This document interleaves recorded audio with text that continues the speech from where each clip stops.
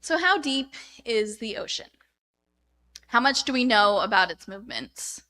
How much water or salt or sea life or plants are within its borders? We have a lot of I don't knows when it comes to the ocean. Further away from the surface than the summit of Mount Everest, the ocean is vast upon vast, and dark too. So if we were to propose a theology of the ocean, it might be to be in awe. Awe, surprise too, maybe some gratitude for the places we live in with relatively low pressure and an abundance of creatures and life forms. The scroll that I showed the kids earlier in the service includes this line down about 8,000 meters. Life here is sparse. The extreme conditions make survival difficult, but not impossible. And as I spent time with Job and with Luke's seaside discipleship gathering of fish, I was pondering on how difficult, but not impossible, our own lives are as well. We know lots more about outer space than we do about the trenches of our planet. And that should encourage us to keep looking for what is beyond what we know.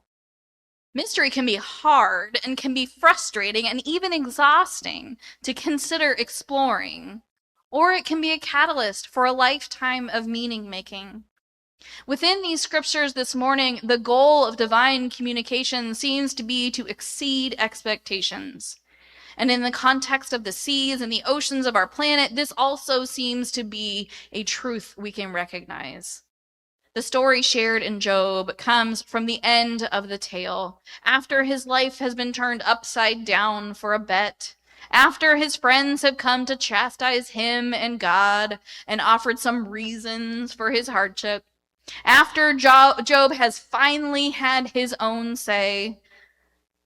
And the questions God lobs back at Job are not directly tied to the concerns and questions and fears that Job has spoken. God does not correct Job or teach him a lesson, but rather dazzles him with divine glory. By stretching Job's imagination to ponder the majestic panorama of creation as a way of saying, or maybe telling him, that there is so much more to know and experience than he could ever understand. An admonishment more than a conversation starter. Who likes starting a conversation with someone who has already mocked or belittled your position or person? Not a lot of us. Really, Job is not much of a conversation as a book, but a series of speeches and counter speeches. It's theological theater. It's poetry, and importantly, it embraces creativity. Because what we're to understand is not that God will belittle you when you ask questions, but that there will always be more unanswered questions. And that invites us to grow with God as a partner in our journeys.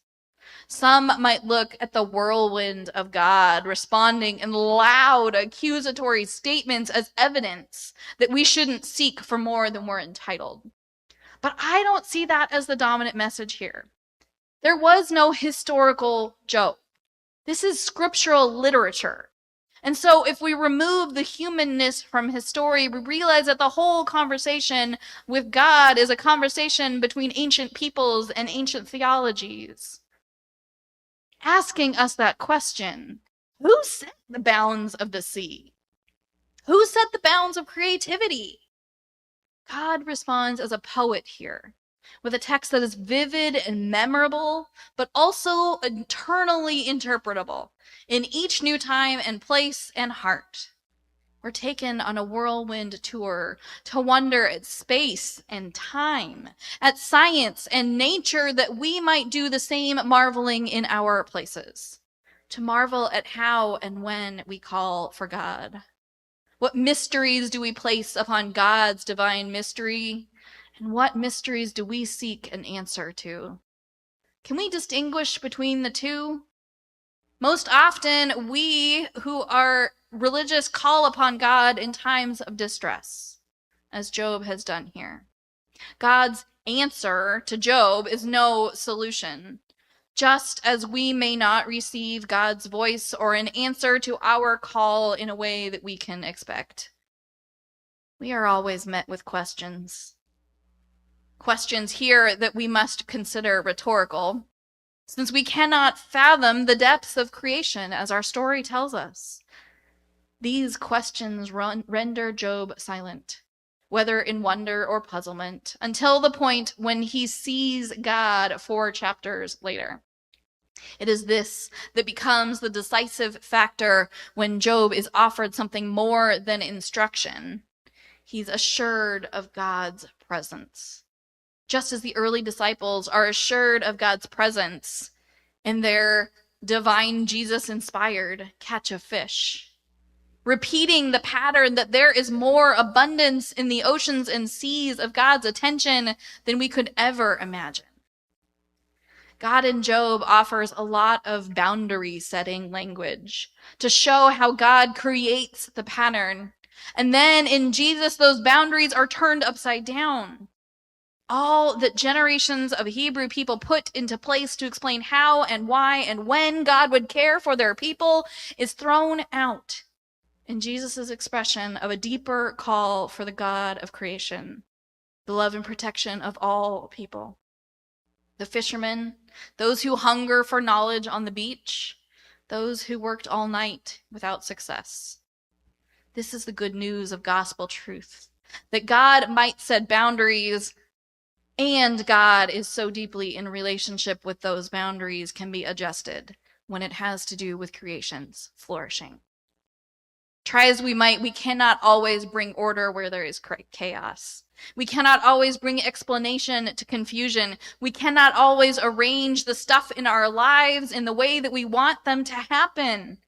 And in these places of chaos, when our heart's deep yearning shouts down our rational selves, we cry out to God. Job did, and so did Simon, and so might we. To call for what we cannot define, to ask for God's abundant attention to surround us with the touch, the presence, the bombastic, over-the-top whirlwind, or a quiet suggestion to put your nets out. A kind of divine life that we long to be in relationship with. We may not enjoy puzzling over mysteries that we cannot easily explain. There are mysteries that will confound us, that surround us every day. One of them is about that nature of God, as Job and Jesus and disciples and teachers and faith leaders have encouraged us to look at for thousands of years. And the truth is, we haven't figured it all out yet. And that's not just okay, that is the point. We have yet to plumb all of the depths that are below the ocean's surface either. But that's what the church does when it is at its best. It summons mystery that are not easily explained, and it invites us as people into those mysteries to never control where the mystery might lead us, but to be caught up in the moment and move with it. This is the puzzle of humanity that can make us feel alone or unique in our doubting. But in the deep sea, life is sparse. The extreme conditions make survival difficult, but not impossible. The church introduces people to a living God, as unpredictable and volatile as the sea that bursts up, or the clouds that unfurl darkness, immense and bigger than we could ever handle. This kind of encounter is not for the faint-hearted. And so the church remembers stories like this, to call us to work when exhausted, to throw accusations at God, to prepare for physically taxing encounters, because the role of the church is to prepare the questioning faithful for what can be a demanding encounter with our God, daily life, in the natural, regular, known. The morning stars, the sea, the womb, the clouds, and in the depths of God with whom we struggle. In the world unfurled for us in this story, we find that our questions lead not to answers, but to an awareness of how deep and fathomless are the mysteries of a God that we struggle to understand, but who nonetheless remains here. So we as a church get to go deep sea diving into God's unknown. We get to put our hands to the work of a startlingly large and boat-drowning catch of fish. As our psalm said, there is the sea, great and wide. Creeping things innumerable are there, living things both small and great. O Lord, how manifold are your works. Amen.